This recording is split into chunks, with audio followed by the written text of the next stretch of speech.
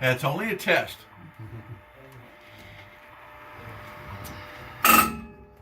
Okay. Can I record your voice explanations and put them on? Yeah, let me.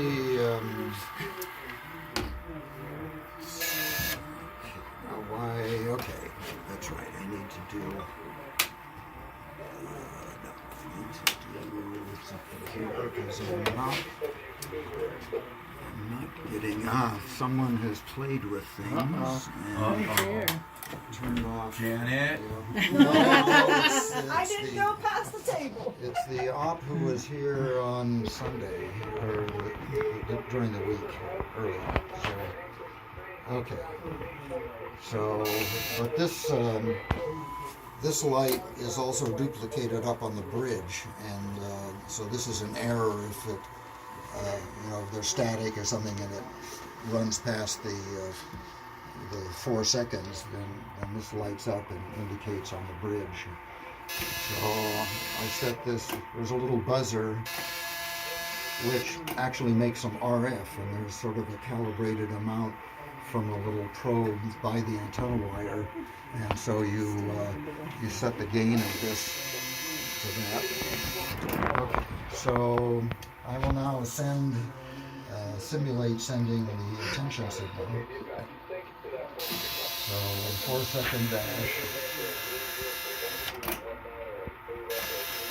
1 second space, and there's a timing device which I'll show you that is timing the dashes and spaces and counting up in a relay memory, very crude. And when it gets to 4 good ones in a row,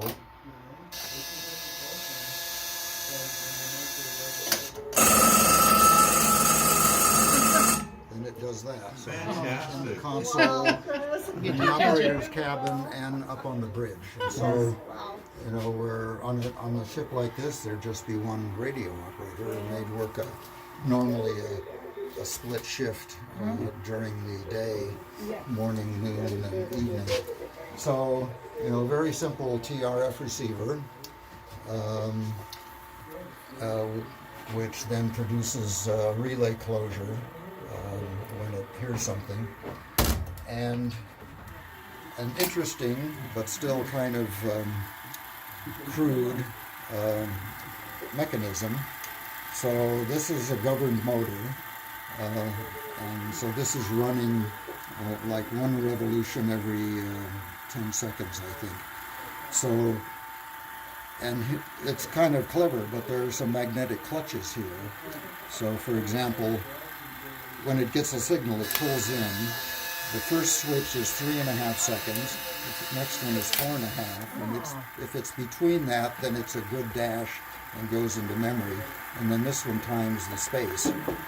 And then this cam here, by operating this switch, this will actually key the transmitter so that you can send this signal without having to do it manually. So you can write up your distress message while the attention signal is going out. And, do they still use that attention signal? It just kind of reminded me when they flash something on TV or the radio.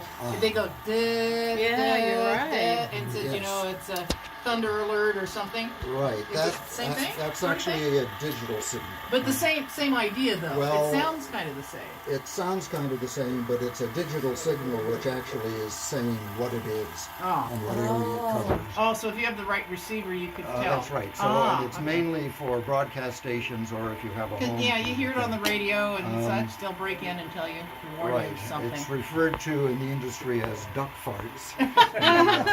the digital noises, but then there's a tone after that because that is, if you had a receiver that didn't unmute, then you wouldn't hear those and if you had your receiver set for like a certain county or a certain area and a certain type of event, then if all that matched, then it would unmute your receiver. You're one of the ladies, huh?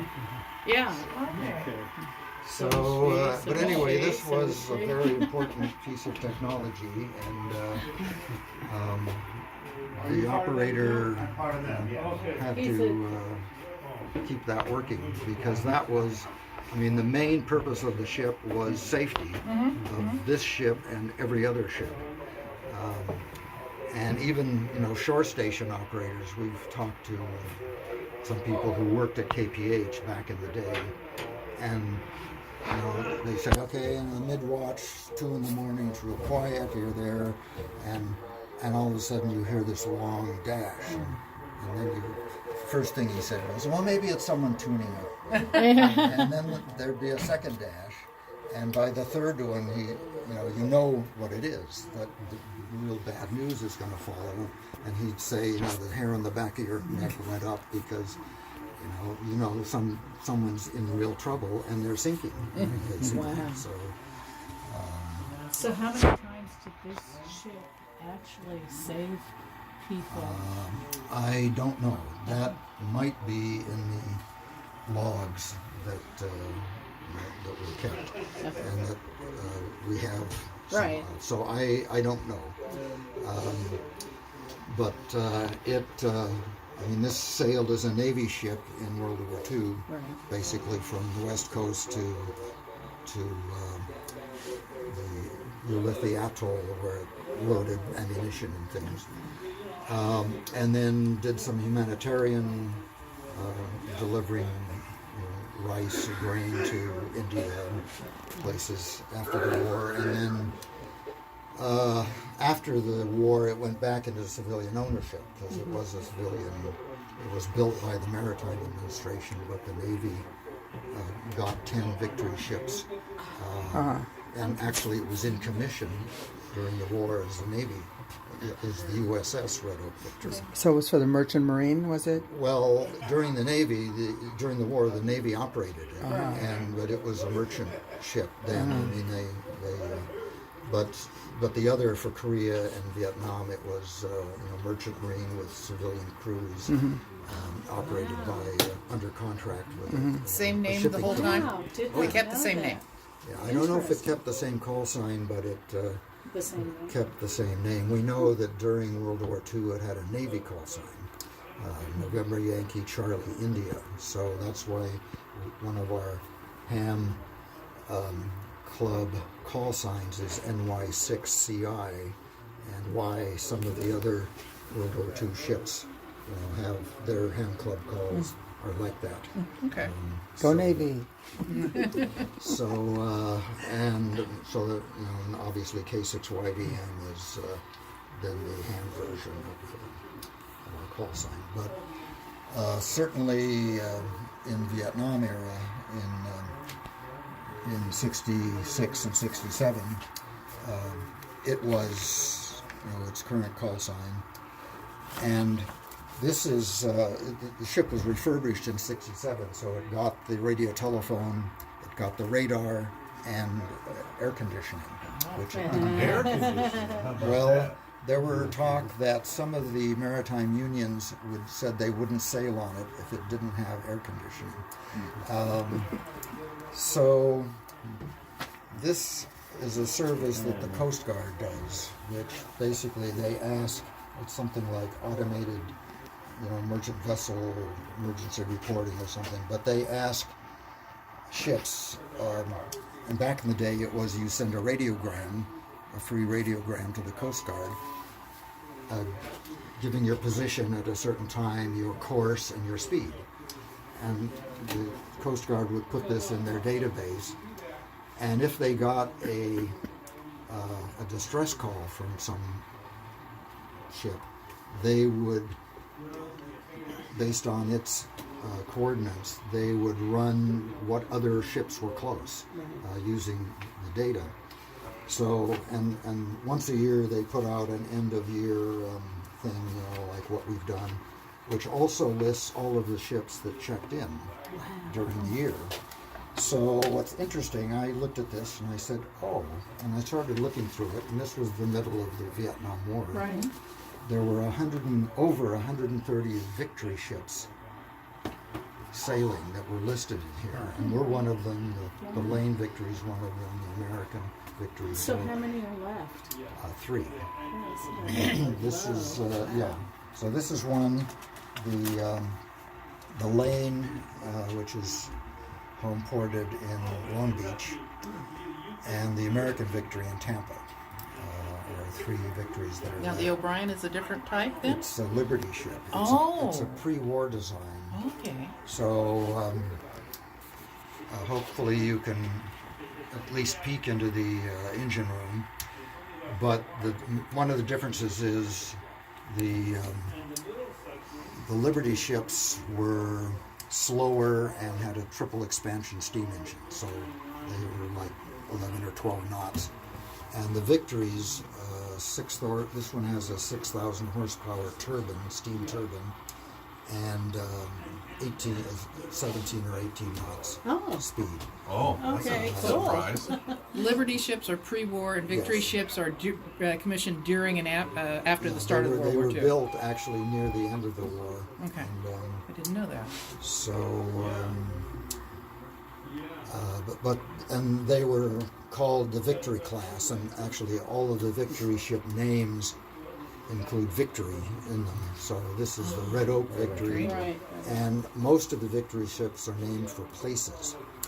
And so the Red Oak here is Red Oak, Iowa, which if you look in the gift shop, there's a 1943 issue of Life magazine with an aerial view of Red Oak, Iowa.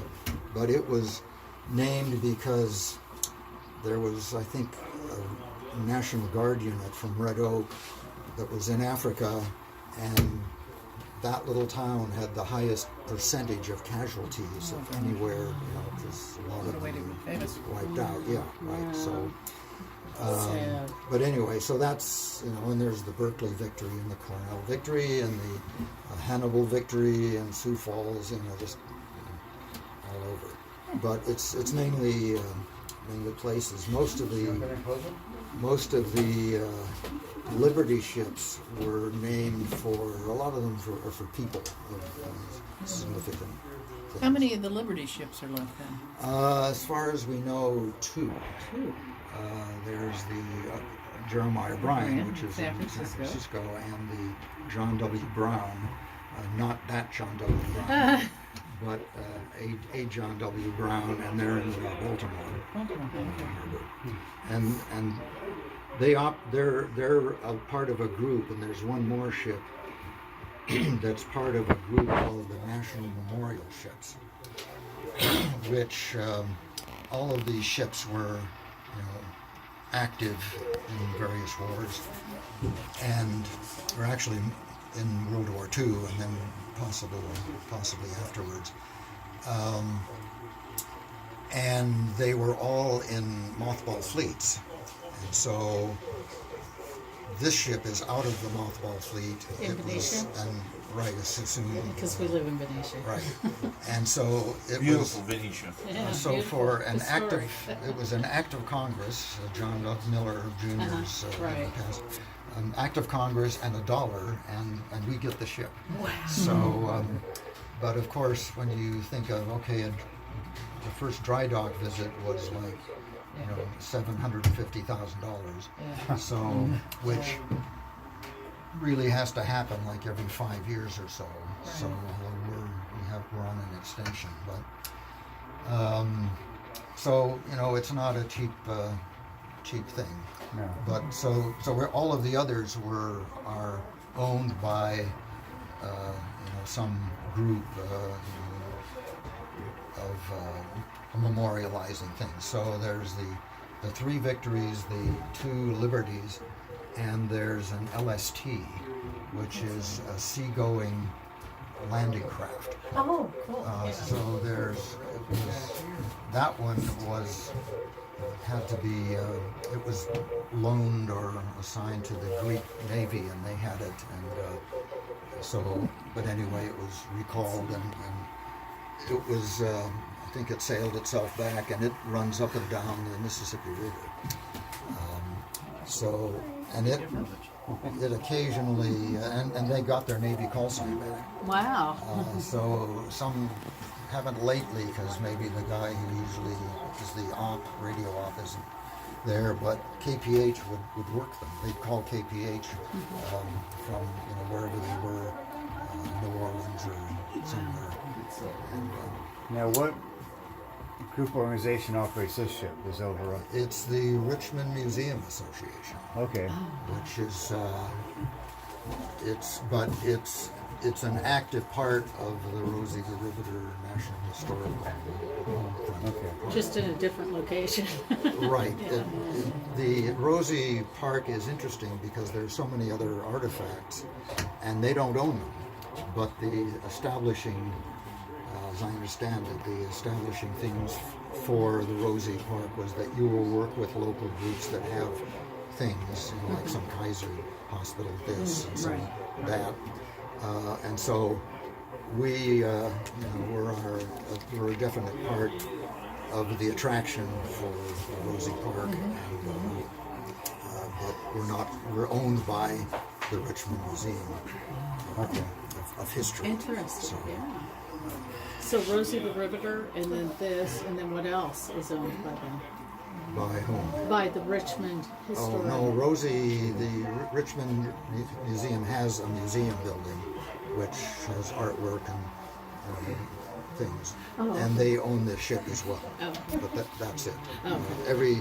And the Rosie is the historical park doesn't really own anything, Right. but it has some displays, and they work with people who have significant Yeah, a lot of things. museums do that. They get loans from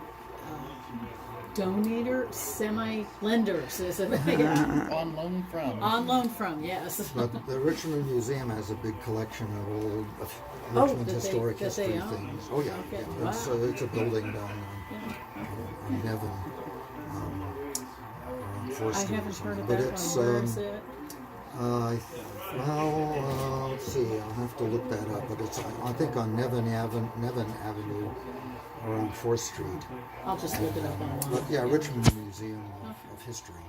So we're kind of, there's that, and there's the ship, and that's the big projects that the museum does. But they have shows and displays and things that of Richmond history over the years.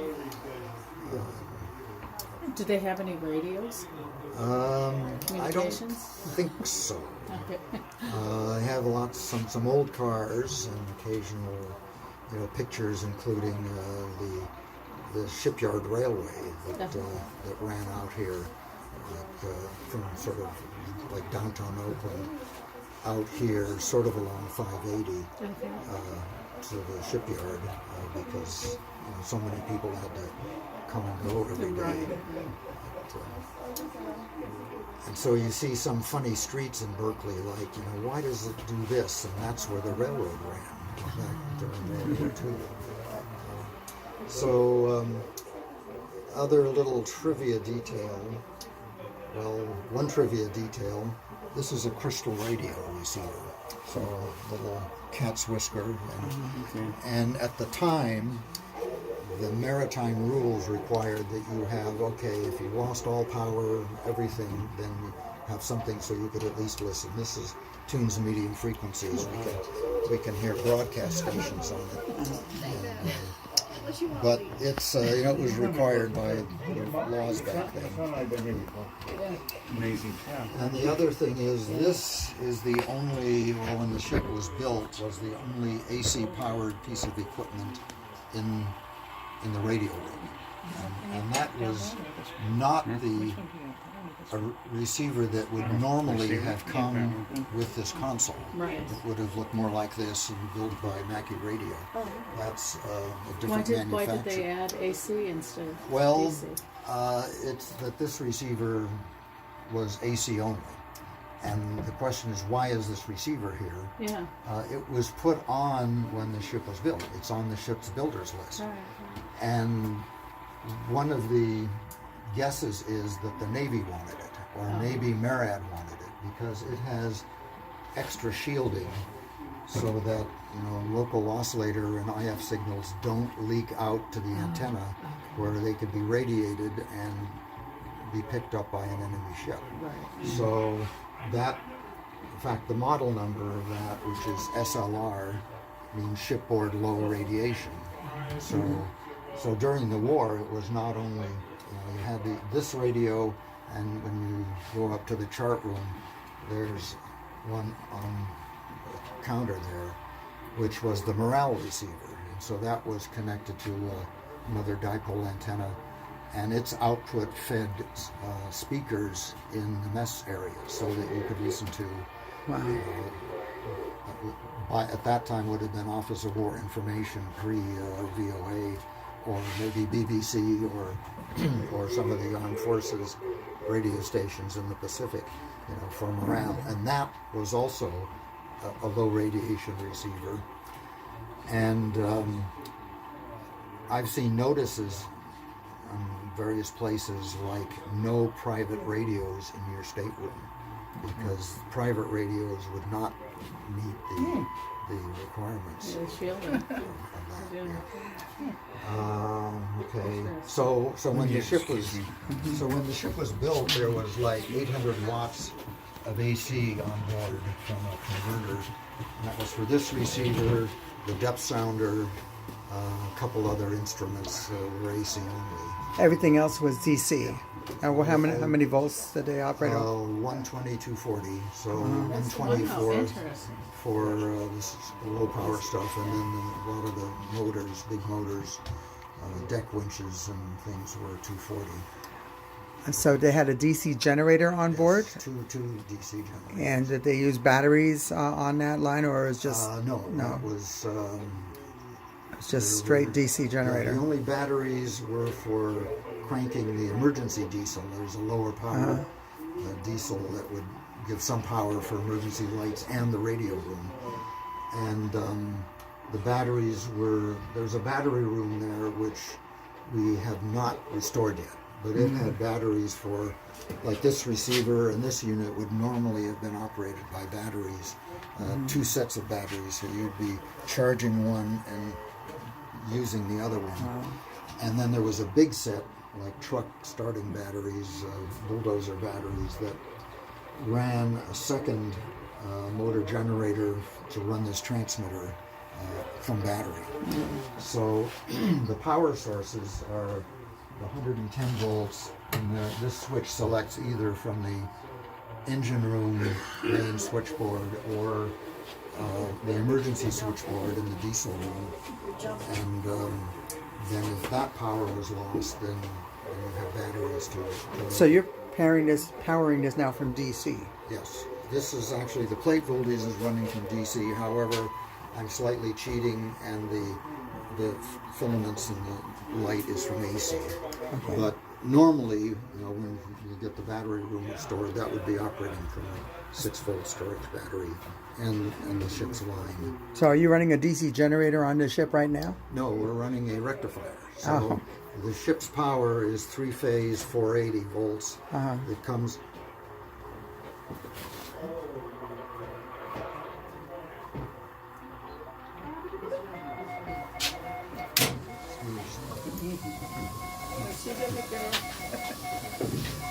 JOD. I guess they give him a call.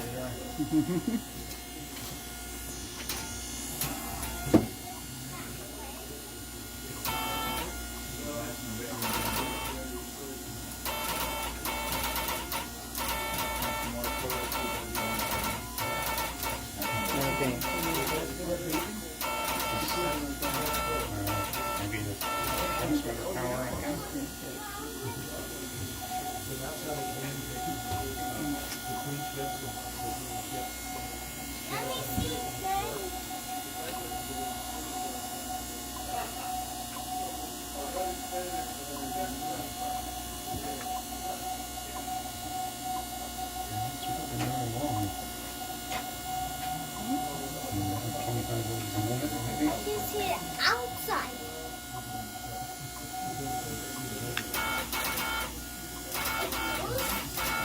Thank you.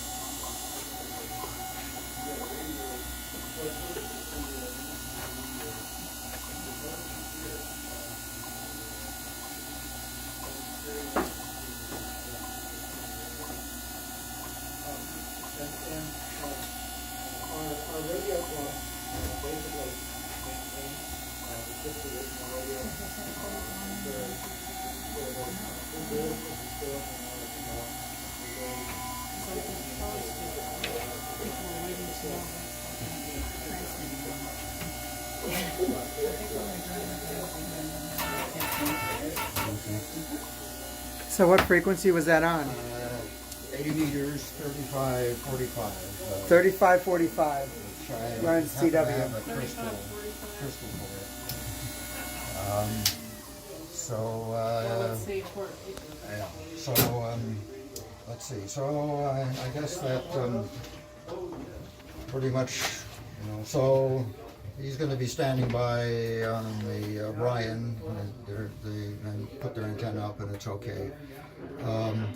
Some point we'll give you a tour of our antennas if you want to see it, but also probably want to see the other amateur radio So, room. is there any chance like she gets to operate? Sure. Either from here or from the other. She does code. She does code. Yeah. Yeah, unlike the rest of us. Is the other ship ready to respond? Because I've got people also that are going to try to go on. Maybe. Yeah, the thing with the O'Brien is the radio room does not have the ham setup. It's actually in the radio operator's cabin, which is next door. Okay. But if we call, then he'll hear it and we can go next Okay, door. okay. And, or What's I the can call him frequency? on 500 KC and ask him to. What's the frequency going to be? Carol's going to do it. Well, it would be, I think, about 35, 45. That's Okay. that's I'm gonna that's just what I post- have a crystal set up for, and it's Okay, cool. it's pretty seems to be clear at the moment. Okay, so I'm going to post. Well, maybe not. Oh, Oh, here we go. No signal inside here. Yeah. yeah. I think yeah. If you get the ship has a Wi-Fi network, so if you can log in and get that, then good. But, 35, 45, what did you say? yes. I saw that little neon bulb up there flashing while you were transmitting. Well, and I notice it's not connected to anything. It's just connected, so it's like currents going out in an electric field. It glows even brighter on 500 kc because there's much higher voltage there. Because the antenna is way shorter electrically. Now, were you a Navy radioman yourself? No, never. I've done shoreside broadcasting and electronics, but Okay. never in the service. Was anybody here in the Navy? No. I was a Navy medical officer. Yes. Love being aboard a ship. Thank you. You know an awful lot of stuff here. You did a good study on it. So. Well, you kind of absorb it after a while. But And you refurbished these? yes. Yes. So So, I mean, we have a spare console. wow.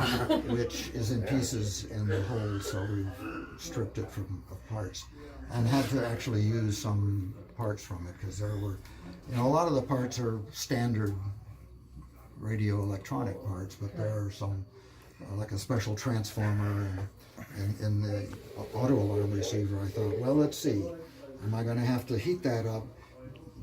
Get all the tar out and put a new transformer in the case, but we have one that was.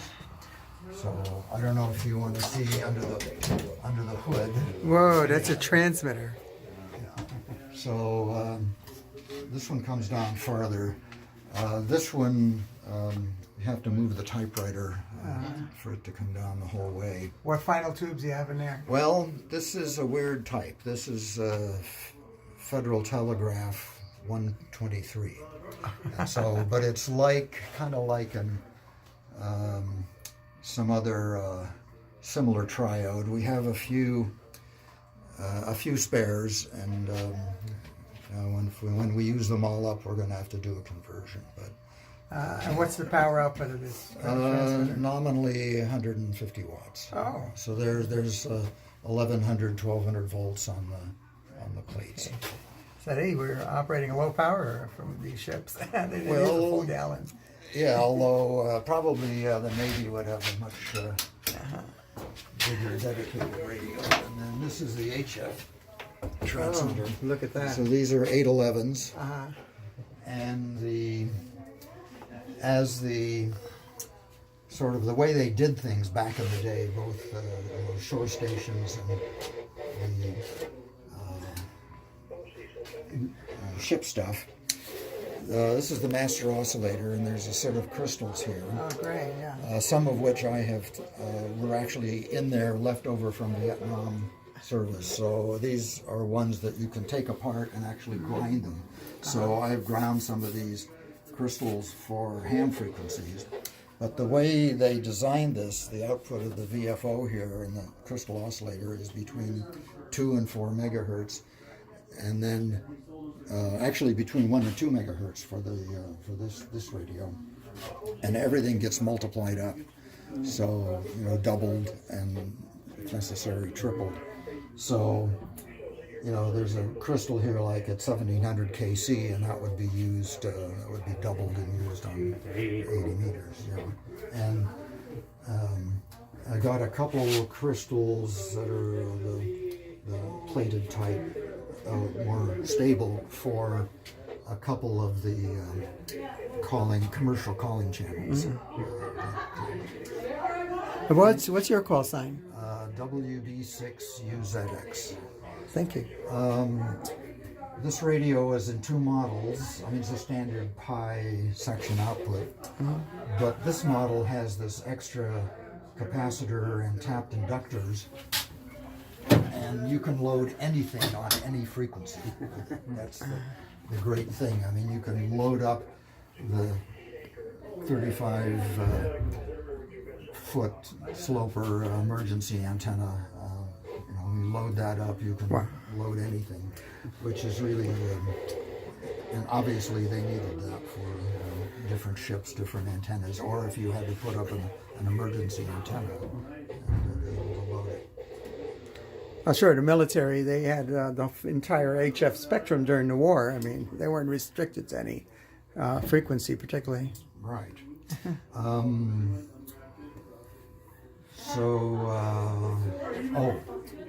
And again, the ship is basically DC, so you'll see a power outlet like that, and it has that childproof thing on it, which is not necessarily for children. It's like, don't plug anything in that DC would blow up. I've used it for soldering irons, straight irons, and lights, trouble lights, but it's DC. And most of the staterooms do not have any AC in them. They've been adding AC here and there. When the ship was refurbished in '66, it got an extra shortwave receiver, it got the radio telephone, and an AC outlet, which gives a little more. So to run that, there's an AC outlet, but that's from '66. But like the operator's stateroom, there's no AC in there.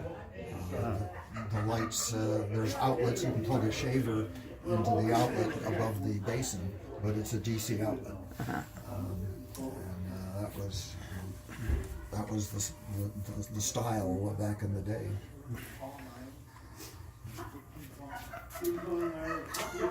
Thank you. Yeah, thank you. That's great.